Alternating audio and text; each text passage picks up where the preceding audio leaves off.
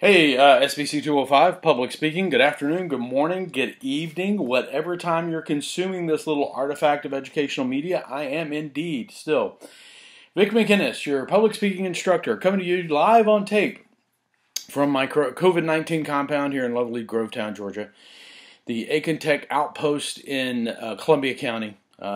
Today's lecture is brought to you by Russell Athletics. Russell Athletics, the producer of the sweatpants, appreciated by almost every online college instructor these days. Hey, today in response to a couple of questions, I want to go into a little bit more detail on what we're looking at as far as persuasive speaking. A couple of you guys have sent in some questions that I was absolutely thrilled to get. We're going to be discussing how your persuasive speech is going to go. I want to just sort of lay out, though, some additional details on persuasive speaking so that everybody is pretty much aware of what I'm looking for in those persuasive speeches that you're going to be taping and sending in to me over the next couple of weeks. So let's start off. I have reached out to the crack IT and graphics department here at the Aiken Tech Outpost, and this is the product of their work. So first of all, persuasion is intentional and deliberate. Persuasion is intentional and deliberate. So as we've discussed over the semester, everything you do when you're giving a public speech or any public communication should be thoughtful and deliberate. You know, we have bad habits that we've been trying to break all semester, like we don't stand with our feet squarely on the floor. We don't speak to people with our shoulders squared to them, looking them in their eyes, keeping our hands away from our centers. We don't. We use words like "I think" or like. We try to break all of that. Well, when you get into persuasive speaking, you are at the very root of that. This is the core of it, because you shouldn't be going out and trying to change people's attitudes or behaviors without thinking about it, without being very deliberate about the whole thing. So we've got to get rid of some of those things we do that everybody does now. You know, you have to walk into this with the convinced that everything you do is totally focused on making your audience believe as you do that certain actions are necessary. Man, my gestures look really weird. I haven't done a lecture from this where I've had from my laptop where I've had the monitor going the whole time. Okay, quick sip of Diet Coke. Okay. So we have to get rid of some of the verbal bad habits. The ones we see over and over again, or where I see over and over again, are where students say at the end, "I hope you will agree with me." Okay, no, don't say that. You hope? Is that the best you can come up with? This is a persuasive speech. You're up there trying to get me to change a behavior or an attitude. You don't hope. You know you will change my attitudes. You will change my behaviors. I think you will agree. At the end of this speech, I think you will agree. No, at the end of the speech, you will agree. Be absolutely, totally confident. And if you don't believe it, fake it. Okay?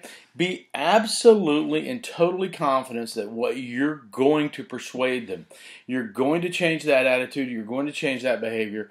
And do everything within the speech based on that one single premise. Okay? This goes for nonverbals as well. If you see somebody sitting there like this, yeah, today I'm pretty convinced that you're going to, that's not how someone who's confident of what they're saying talks about. All right?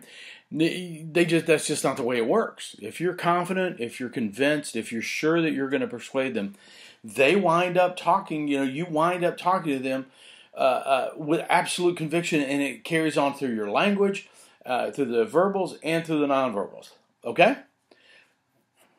Okay, all right, so let's move on. The next thing we want to talk about is persuasive intent. Persuasive intent. I want to thank the graphics department for these extremely good graphics here. So persuasive intent is that, what is it you want from this audience? What do you expect them to do when they're done?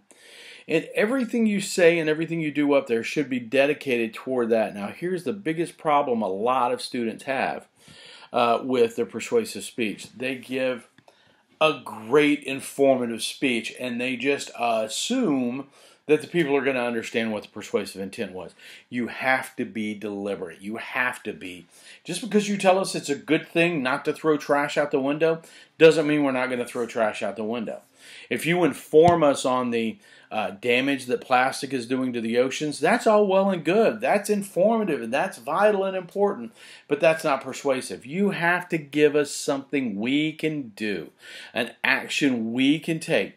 So what I want you to do is I want you to go out and next time you go to Kroger and get a carrier bag, one of those plastic bags they put your groceries in, I want you to put one of those in your front seat so you can put your trash in there and not be That's a concrete action that we can take. That's persuasive. The one that comes up over and over in class is, today I'm going to tell you why to adopt and not buy a dog when you're looking for a pet.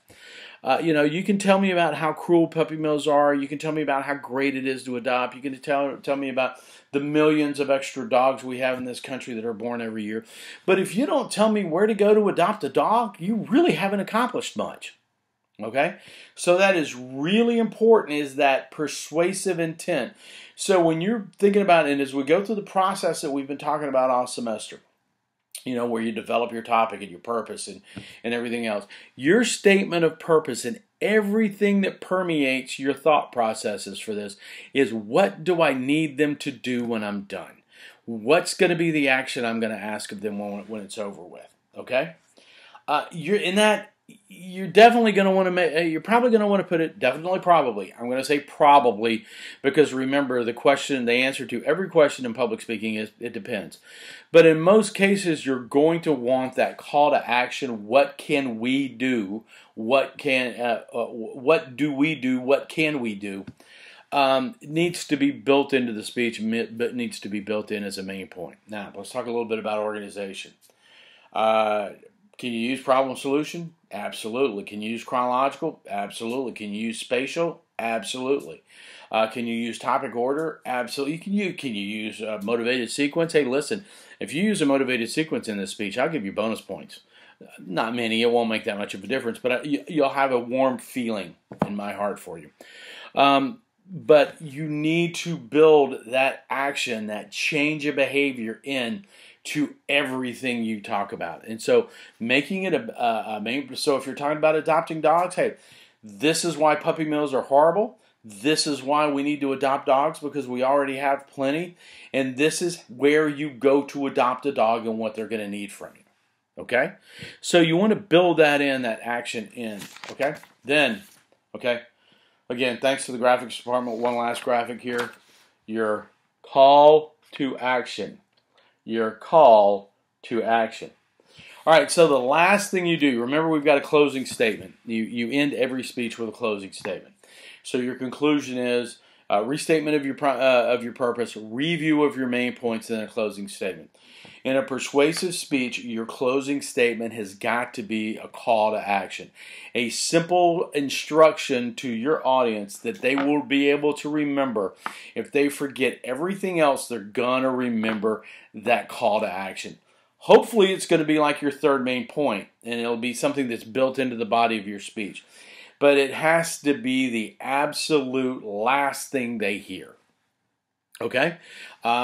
Everybody should understand that. I think that makes sense to everybody. Okay?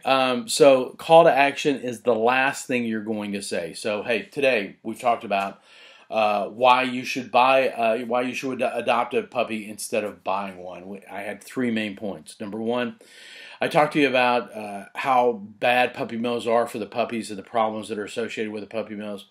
Number 2, I talked to you about how great it is to adopt and rescue a dog and how the positive impact that's going to have on your life. And then 3, I talked to you about the places here in Aiken County where we can adopt a pet. So when you leave here today, I want you to give serious thought and consideration to whether or not you would like to rescue a living being and bring them into your life. They'll be grateful, and we know that you could do so at the Aiken County SPCA, which is located with the location I already gave you. So this Saturday, I want you to think about I want you to go out and I want you to adopt a dog. Okay? That's that call to action, that last thing that they are going to hear. Okay. All right. So That's what you need to know about giving a persuasive speech. Now, later on in the week, we're going to have another short meeting. I will be posting the rubric for your persuasive speech on the Blackboard page. And we'll get together again and we'll go over the rubric point for point like we always do. That's not going to change. Okay. Since we are not going to be back in class any earlier than the 1st of May, you will be giving this speech on videotape and posting it to YouTube. Okay. I will put out formal guidance on this later on in the week, and we'll go over it. It'll be posted on through a Blackboard announcement, and we're going to be going over it again in our next little session so to make sure that you get the maximum amount of points possible, and you make my grading as easy as possible. But since we're not going to be in class again until at the earliest, the 1st of May, we're just not going to have a chance. So here's what I need you to start doing. Number one, if you cannot meet these requirements, if you're going to have trouble posting a video to YouTube, I need you to contact me immediately. Okay? Send me an email. Let me know that you're going to have trouble doing that. We'll be good to go. It's not going to kill your grade. We're going to get a workaround together, but I need to know that I can help you. So that's number one. If you're going to have a problem, let me know. Number two, you will not turn in a draft outline this time. Okay? By and here's the date that pays, okay? By the 13th of April. So that gives you a full 2 weeks to get this done, okay? By the 13th of April, okay, at noon, 12 o'clock, 13 April. I'm making a note of that. Noon, 13 April. You're going to email me. Okay, you're going to send me an email. The subject line on that email is going to have your class time, and it's going to say persuasive speech. So it's going to say like 8:00 dash persuasive speech. Okay, a lot of you guys with the extra credit did not include that time. You know, I'm going to get 87 speeches hopefully all at once. Okay, but you are going to mail me. In that email, you're going to put the time your class starts. I don't need day of the week. I just need the time the class starts and the phrase persuasive speech. Then you're going to put in that email, you're going to put a link to your YouTube video where you are doing where your speech was recorded. And then you're going to give me the outline. Okay? If you do not send me an outline with that link, I am not going to look at your speech. It's going to be the same as always, no outline, no speech, okay? If that comes in after noon on the 13th of April, you are not going to be graded, all right? You've got 2 weeks from today to get that done. All right, a couple of things about the videos. Number one, I need to see you from the top of your head to the bottom of your feet. I cannot grade your nonverbals if all I'm getting is you sitting here like this in the video staring at me like a disembodied head. It's creepy as hell when I have to watch that for 6 minutes, okay? So I need to see you from the top of your head to the bottom of your feet, okay? I'm not going to show you my feet right now. I'm an online instructor. I'm wearing sweatpants that don't have any shoes on. So just take that as truthful, okay? So you're going to need to show me full body so that I can judge, so I can grade your nonverbal communications, okay? Second thing, you're going to need to be loud, okay? I get so many of these where the people are just talking like this, and it's very hard to hear them, and they just mumble all the way through it. I crank my speakers all the way up, and still, this is about all I get. You're going to need to practice. You need to get whatever you're using to videotape yourself. You need to set it up far enough back to where you can see top of your head to the bottom of your feet, okay? And then you tape yourself, and you just, run through practice your speech, okay? And then turn it on and see how well you can hear yourself, okay? All right, so number one, outline with the link sent to me by noon on the 13th of April. Number two, when you're recording, have to see you from the top of your head to the bottom of your feet, and you need to be audible. I need to be able to hear you without any additional assistance. Third thing, and this is going to be a recommendation to everybody. While I find your dogs, I find your children, I find, the pests in your house, And I'm not saying your dog or your pet, your children are pests, because I have had a mouse go through a tape. They're all great, and I'm glad you have them, but try to get in an area or get there at a time when you're not going to have children or dogs roaming through, okay? Because I will give you some leeway, but when you know, and again, just last semester, I had a speech on tape where for a full, I timed it, minute and a half, and it just went on, and I couldn't hear what the speaker was saying. Okay, and I felt really bad, but she should have gone back and redone the speech. Okay, so as far as the videotape is concerned, head to foot, audible, and try to minimize the distractions. Okay, same rules are going to apply as with every other speech. You're going to be allowed 2 note cards, and don't think I don't see that. You know, just because I got a big screen downstairs that I use. I got a big Mac that sits on a desktop that I can see, and when you shuffle that 3rd card, I will see it, and that will cost you 10%. Okay. Don't read your speech. I can tell if you've got cue cards set up above, below, to the side of your camera. Don't try to do that. I see it. You're all doing really well with your speeches. Just put the effort into it. Now, am I going to put in place a rule that you can only make 1 tape and you have to use that? Let me give you a little piece of advice that my father told me a long time ago. Don't tell people to do things you know they're not going to do, okay? Because, it annoys them and it makes you look stupid. Am I going to tell you that, you can only do it once? No, because I'll have no way of knowing how many times you've done it. So here's the good thing. I should not get a single silly speech that comes in at under 4 minutes or over 6 minutes. Because when you're done with the speech and you go look at the timer and you see that it's 3 minutes and 48 seconds, redo the speech. It's that simple. Do it again. If you stumbled over the words, if you dropped your cards, stop tape, do it again. If you do a practice and you think the practice was flawless, send me that. Upload that to YouTube and send me that, okay? All of those things should be obvious to you, okay? But I should not get a single speech that runs less than 4 or over 6 minutes. And if I do, I just shake my head and I take out those points, because there's nothing I can do to help you at that point. If you don't fix that yourself, there's not a lot I can do, okay? All right, so last thing. When you send me that email, you are then, and I'll open up the discussion boards on all the sections of SBC 205, you will post the link to your YouTube and the topic of your speech to the discussion boards. So if anybody else in your class wants to see it, they can.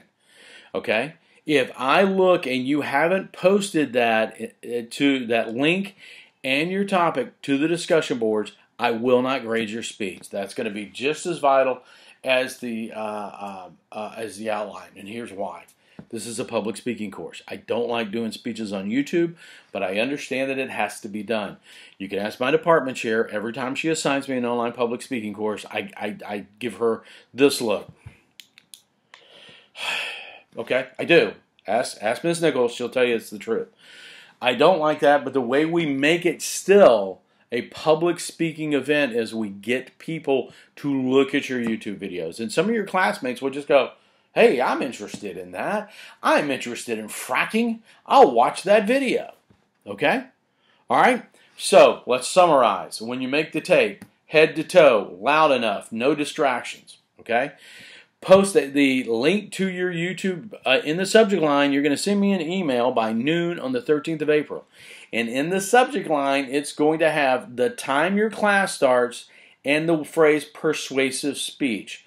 The only thing that needs to be in that email is the link to your YouTube video and your outline. Now, let me say this. I strongly recommend, okay, that you have somebody you know that is not on your Wi-Fi go in and look and see if they can see that speech, because I have had a lot of students in the past going, well, when I clicked on it, I could see it. Yeah, but you left it on private, and if you leave your video on private, there's nothing I can do. It's just not going to get graded. Okay? Now, I will, again, that'll all come up when I send out the Blackboard announcement later in the week. Okay? And then you're going to post in the discussion forum on the Blackboard site the whole list, the link to your YouTube video, and the topic of your speech. Now, sometime in the next couple of days, I'm going to try to find a really good website that I can include in my announcement that will tell you, good tutorial for how to upload a video to YouTube. Listen, I upload videos to YouTube all the time now. If I can do it, anybody can do it. I promise you, if I can do it, anybody can do it. So it shouldn't be that hard. But again, if you are think you're going to have technical issues, if you don't have a smartphone, if you don't have access to Wi-Fi, if the sequestration we're going through right now is going to cause you problems to get this posted online, please send me an email immediately so we can start working through how we're going to make that happen. Okay, all right. So expect a video later on in the week where we're going to go through the rubric. I'm going to go through the announcement that I'm going to be posting on Blackboard to give you this in writing. Okay, but everything else continues as before. And again, this isn't due until after when we would have had spring break. I know that spring break has been canceled, but I have no idea how that's supposed to affect our online classes. But in any event, so if you have any questions, send me an email. Otherwise, listen, everybody, don't go outside unless you need to. Stay at home, hang out in your yard, sit on the balcony of your apartment. Go out and sit in the yard to get some sunlight, but stay away from crowded places. We don't have a whole lot of COVID-19 cases here in the CSRA. Let's not push the envelope because I've already heard from some friends of mine in the medical profession that Augusta University and Doctors Hospital over here, I'm sure Aiken Regional is the same way, are getting kind of full. So let's be careful, let's stay safe, let's stay well, and I will be talking to you again before the end of the week. All right, take care, everybody.